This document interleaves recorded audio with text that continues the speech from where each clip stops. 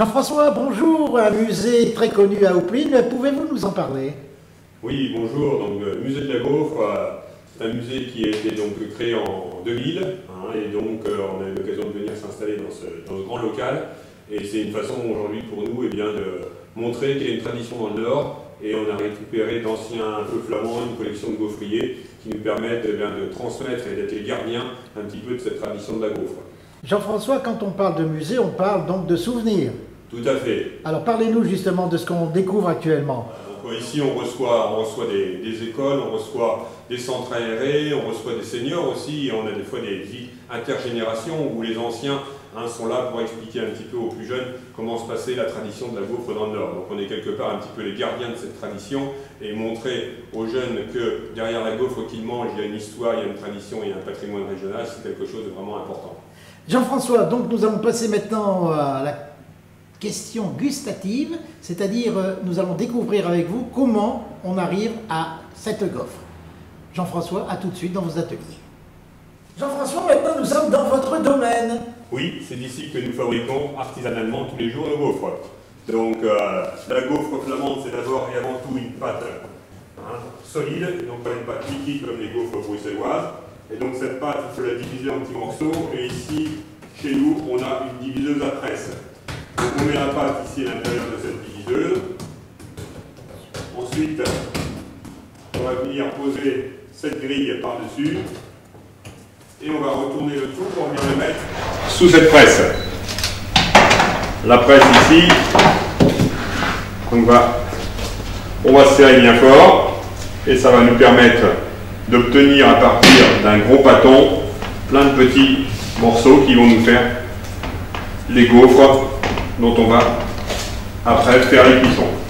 Voilà, donc ici on serre très fort.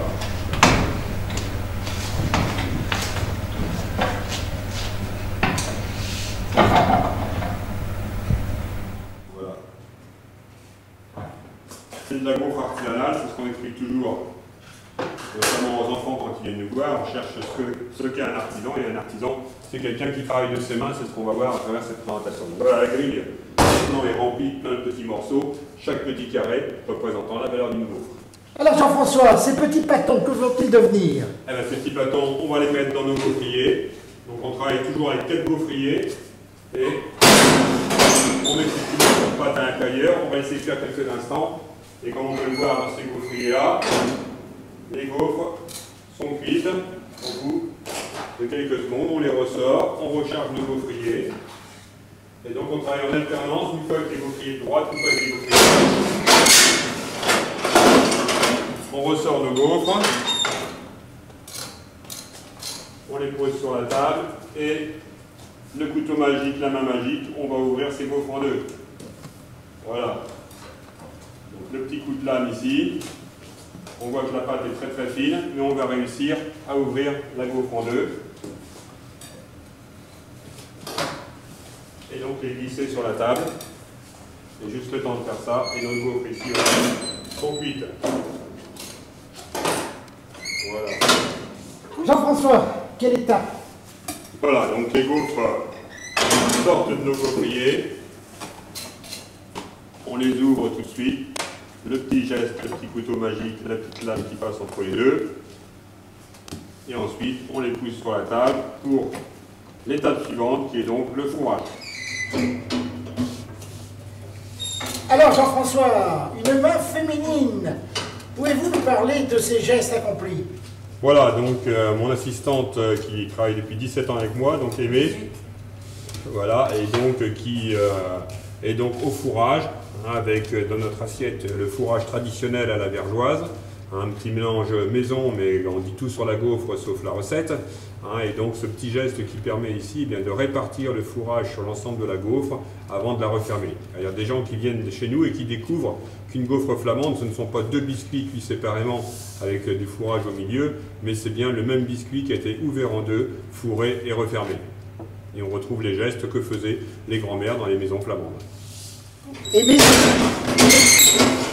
c'est un geste que vous faites depuis 18 années? Oui, tout à fait. Alors expliquez-moi le plaisir de pouvoir donner à vos visiteurs l'envie de déguster ces fameuses gaufres. par notre production qui est une production faite correctement, avec amour, et puis toujours avec la même passion, on va dire. Et puis le fourrage qu'on met dedans, dont l'étalement de la gaufre qui se fait à la spatule, comme vous l'avez vu.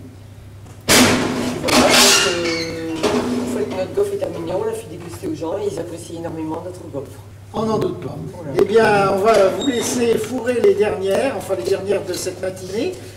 Nous étions donc au musée de la gaufre flamande, avec nos amis Jean-François et Aimé, pour une soirée dégustative que je vous souhaite vivement de découvrir. Où ça? À Oupline, 4 Victor Hugo. Bienvenue à tous les gourmands qui aiment les bonnes choses. Merci Jean-François. Jean-François, nous pouvons quitter le musée de la gaufre flamande sans passer à la dégustation que nous avons appréciée. Mais maintenant, comment fait-on pour les avoir, ces gaufres? Voilà, bah écoutez, notre boutique est ouverte du lundi au vendredi et le samedi matin. On a quelques bonnes boutiques qui, sur la métropole lilloise et dans la région, revendent nos gaufres. Et puis il y a surtout aussi toute la diversité de notre gamme avec les différents parfums que l'on fait en dehors de la traditionnelle vergeoise et vanille. Une nouveauté au musée, laquelle? Ah, la petite dernière, c'est la gaufre Morito. Donc c'est ça, la petite gaufre de l'été. Hein, les gens le prennent dans le verre, nous on l'a mis dans la gaufre. Hein, c'est beaucoup moins dangereux et puis c'est tout en fraîcheur. L'équilibre entre le citron vert, l'amande fraîche et le rhum. Hein, donc ça, c'est une petite découverte qui vient compléter la gaufre au spéculoos, la gaufre au pain d'épices, au grand marnier, à la chicorée, à la violette, à la mandarine Napoléon et au rhum. Donc il y a du choix. Donc Jean-François, c'est vraiment un site agréable à connaître, à découvrir. Vous nous rappelez l'adresse? Oui, donc on est 4 rue Victor Hugo à Oupline, et puis aussi, on peut consulter aussi notre site internet gaufreoupline.com. Jean-François, merci beaucoup d'avoir accepté VMS Studio de Roubaix pour faire découvrir à nos internautes votre caverne d'Ali Baba, on peut l'appeler comme ça? On peut l'appeler comme ça, dans la tradition du Nord. Merci Jean-François, et puis à très bientôt sur les routes. Au plaisir, merci.